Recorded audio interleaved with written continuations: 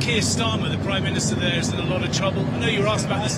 Well, he's in trouble for two reasons: energy and immigration. Do you think Starmer's going to survive as Prime Minister? Tough thing, unless he can straighten out immigration, where he's weak, and if he doesn't start drilling, then stop with the windmills all over the place. Well, let's check in on the UK because we have a huge update on a man who I've made fun of a lot over the past year.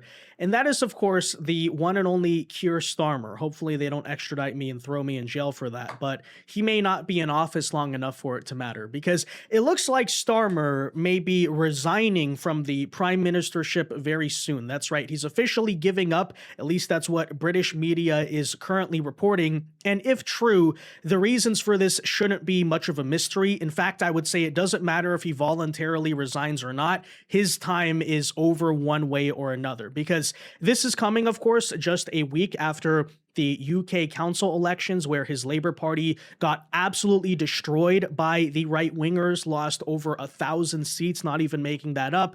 And of course, today we once again had yet another Unite the Kingdom rally, which are these massive patriotic nationalist gatherings of British patriots who go to the streets in London, protest against the migration crisis, Starmer's leadership, migrant crime, economic issues, all of those things. But every single time you have hundreds of thousands to millions of people making a statement. Starmer slanders it as this far-right event, yet they keep growing bigger and bigger.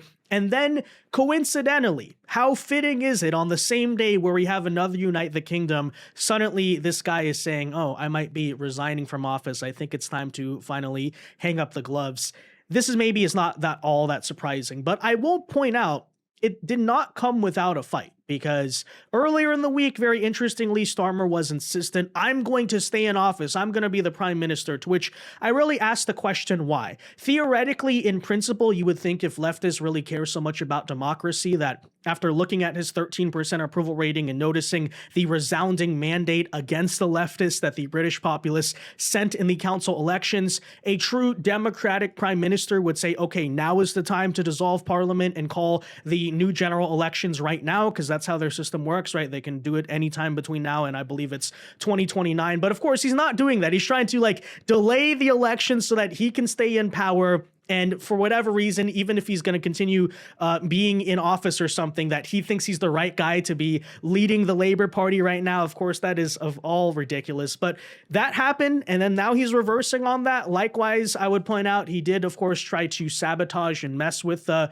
Unite the Kingdom rally, not just by calling them far-right or extremists or whatever, but even trying to revoke tourist visas from other people across, especially Europe, who were slated to show up. This includes members of the European Parliament, who he's basically banning as domestic terrorists or national security threats. Where have we seen that one before? But magically, it's very interesting. Even though he's trying to slander Unite the Kingdom as this foreign influence outside bot thing, in the same way the Democrats say Russia this, Russia that, or Qatar or whatever about MAGA, right? Notice how, no, these movements, unlike yours, unlike international leftism, are actually by and large organic, coming from people. And even when you try to take the money or the foreign influence away, people still show up. Funny how that works. But anyways, we'll get into all of this here today. I want to give you the full chronicle. So first of all, the report, right, that Keir Starmer is planning his resignation, why that's happening. Of course, combining it with a lot of political developments that have been happening recently in the UK. And last thing I'd like to note as well is maybe the way in which the Canada effect has been avoided in the UK and a lot of Europe. You're not really watching that happen. And what we mean by that is, of course, you may remember in the Canadian general elections of last year, the Conservatives were on track to win. And then all of a sudden, the Trump deranged populists, when the Liberal Party made the election about Trump, all the Canadians voted for the party who was super unpopular and they were about to remove from office. But very interestingly, right, over right now in the UK, the same thing you could argue is happening in the sense that Keir is in a very public feud with our president, yet you notice electorally and politically, the people aren't buying it. It's not working. And so maybe it's because Europe is further away, UK is more distant from America, whatever it is. But I'm very glad to see, right, the TDS effect is not translating to other European right-wing parties rising up and beating the left, which is certainly good news. I mean, I certainly believe that Keir thought maybe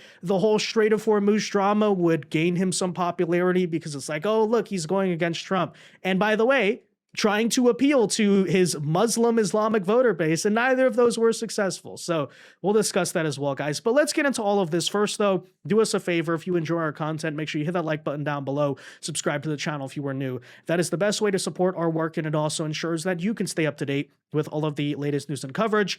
And that said, since we didn't talk about this, I'd like to briefly report on the UK council elections that took place last week. So as you can see, the results here are a major victory for the Nigel Farage Reform Party. You may remember that's the famous guy who led Brexit and all that. Now he's trying to build a new, different party outside of the old conservative Tory party. But look at these numbers here, right? So you have Reform UK gained a net of over 1,300 seats. Labour lost over 1,200. It was that freaking bad. So much so, actually, that many members of Keir Starmer's own left-wing Labour Party started calling for him to resign. This included a list of over 70 Labour MPs that are potentially all triggering a leadership contest to replace him as Prime Minister. And I have to say, this whole chronicle rings eerily similar, does it not, to the Joe Biden situation. And in fact, Keir Starmer is a leader I've compared a lot to Joe Biden, not because it's the same in that they're both senile, but for their own different reasons. They portray this total lack of cluelessness and lack of leadership. You know, Joe Biden, it was because he had early onset dementia, but sure, Keir Starmer just doesn't have it. You know, he just genuinely is that out of place. Clearly, you know, I always look at this guy and I think to myself, how is he even the Prime Minister of the UK? He just looks like this bumbling fool. You know, he looks fit to be maybe a teacher or something, public teacher, but even then, I don't know, he'd be one of those that the kids are always like acting up in class and he has no control. You know, that's the type of guy he is. But nonetheless, you notice the chronicle here, because think back to 2024. You had a disaster. If there was any, Joe Biden, even before the debate, seemed like he was going to lose. But you have that disaster debate where you're thinking maybe that's our chance to get back in. And then for about a month or so, Biden remains defiant.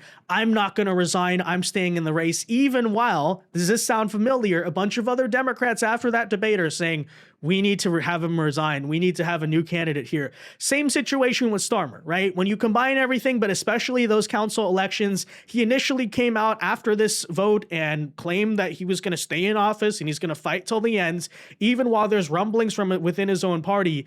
Hey, this is not working. And I'm going to make another prediction here as well that maybe we have to watch out for, is that much like the Biden-Kamala thing, I would argue the reason the Labour Party wants to replace Starmer is so that they can get a new face in there, right? Because they understand the toxicity, the horrible approval rating, the fact that Starmer is associated with every single failure of the UK, whether that's economic, whether that's crime, whether that's migration, all of these things together. And so they're basically hoping that by doing the switcheroo, right? Because we saw the same thing Trudeau and Carney, we saw the same thing Biden, Kamala. Now they're trying to do the same thing. Oh, maybe if we run a different candidate who claims to be separate from Starmer, even though their policies are the exact same, people will fall for it. Well, I'd point out historically that stuff doesn't actually go all that well, but you know, it's certainly a trick here they're going to pull, and that's a desperation move. And I would argue that's the real reason the Labour Party is doing this, right? They're trying to, you know, do the same desperate move to save their political ambitions that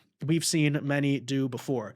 All right, so that said, so that was the election. And then, of course, today we watch as a massive crowd of Unite the Kingdom protesters takes to the streets to demand mass deportations and many other things. But especially, right, given the results of last week's council elections, another big demand here is we want new elections. Keir Starmer should resign. He should at the very least dissolve parliament and let the people choose new leadership, because the message here being sent is very resounding, and it is Starmer who is, you know, stubbornly pretending as if he has the will of the British people in mind, when of course he doesn't.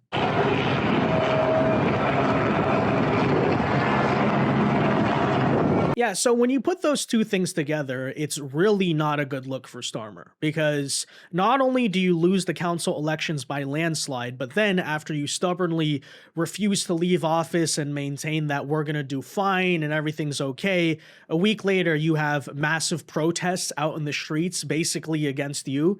You know, that's the point where the temperature is rising on that metaphorical hot seat, right? It just feels like everything about you is coming undone and the Labor Party's in total collapse. And of course it is. We're seeing that both in terms of the kind of normal reaction from people in the streets, the protesting, but also translating to elections.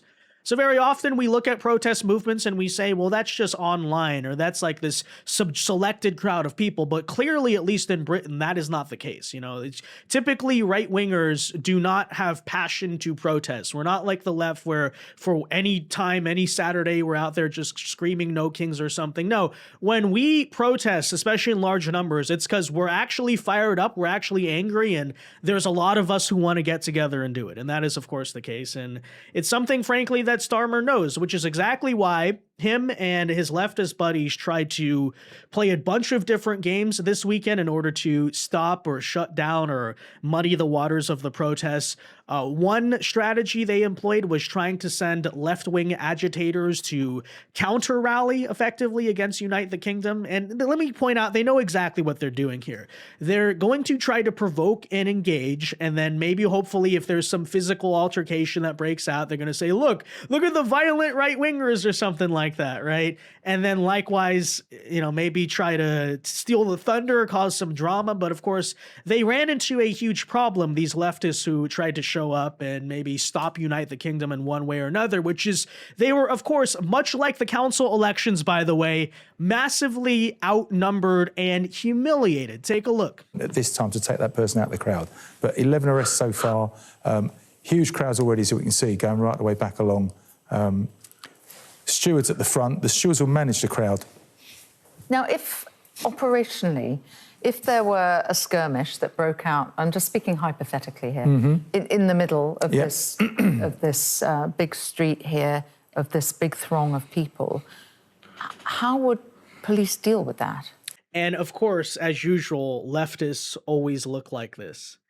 I feel like I'm staring at an actual caricature of what right-wingers would say a libtard is, but no, it is just that person. You know, that's just completely the case.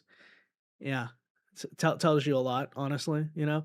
But anyways, that aside, you notice how despite maybe, I guess, there were a handful of altercations or something like that, by and large, the left-wing counter attempt completely failed. You can tell the massive difference in crowd size. You can tell the difference in the type of crowd who's showing up as well. I think it often seems to be the case that when leftists gather in public and show themselves to the world, they actually discredit themselves in a number of ways, if you know what I mean by that. By the way, you look at, so one side of the crowd is waving British and English flags. The other side is waving Palestine flags. And, you know, which side here actually stands for the United Kingdom? It's a big mystery to me. I don't know. Half of them are dressed as like Taliban, basically, you know, but that's Britain for you, right? I guess that's modern Britain. You have the British people and then you have these people. What else can we say? But as I said, you know, by and large, a massive failure. But it didn't stop there because Keir Starmer, likewise, was basically, as he's done this before, but he's basically trying to slander these Unite the Kingdom events as being bought by outside foreign influence or something, right? Kind of like the Russia thing in a new skin. And point out, is saying the following, right? I'll always champion peaceful protests, but the Unite the Kingdom March organizers are peddling hatred and division. Well, is it peaceful protest or is it not? But nonetheless, we've already blocked visas for supposed far-right agitators who want to come here to spew their extremist views. So that is right. They're banning supposed far-right agitators from the country so that way they can't show up and speak at Unite the Kingdom. Tomorrow's march in London is a reminder of what we're up against in the battle of our values. The organisers, including convicted thugs and racists, are peddling hatred and division, plain and simple. Their goal is to convince people that Britain's problems are caused by those living alongside them. But that is not the Britain that I know. This is a country built on decency, fairness and respect. A country that is at its best when people from different backgrounds come together in common purpose. This is our country, with a majority who share those values, a majority who may not always be as loud, but must always define who we are. So, my government will not stand in the way of peaceful protest, but we will act decisively against hatred. We will use the full force of the law when that hatred manifests as violence. And we will ban those coming into the UK who seek to stir it up, as we have done already. Yeah, so multiple ironies there that need to be discussed. First and foremost, Keir, you talk about the majority. What majority? I'm looking at the election results right now. I'm not really seeing the evidence that supposedly the majority of the British populace are these woke leftists who are enjoying all of the mass migration from Afghanistan and Pakistan and think we need about 10 million, perhaps 10 billion more.